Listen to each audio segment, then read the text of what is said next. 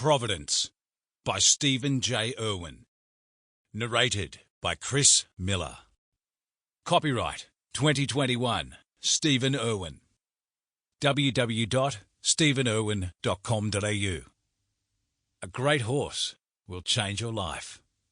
Unknown.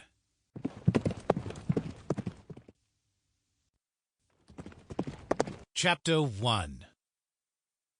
Logan Weston rolled over, but it wasn't his wife Victoria next to him. It was Hank, his Jack Russell Terrier.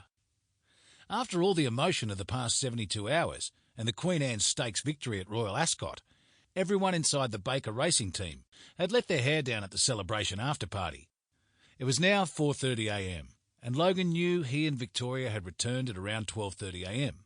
He was still smiling, even though the thumping in his head and his dry mouth were increasing every second.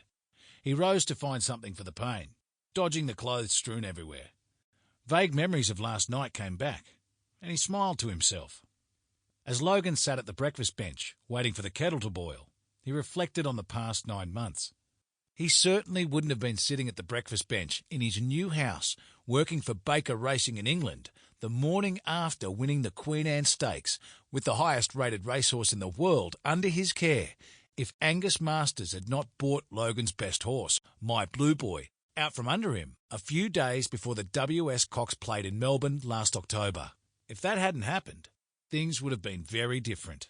Firstly, he would not have been selected by the Bakers, Cynthia and her twin sons James and Tom, as the private trainer for Baker Racing, to help them bring their dreams to life as one of the most prestigious private racing stables in modern English history.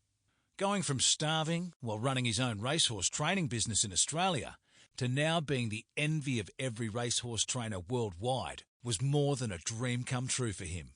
He had never dreamed of such success. Secondly, he wouldn't have met Victoria, the love of his life, and now his wife, after a whirlwind romance. And he certainly would not have won the most prestigious race in the world, the Queen Anne Stakes. He'd also had the pleasure of handing some karma back by purchasing 2 of Angus Masters' ex-racehorses, Everest and Forest Black, and turning them into winners.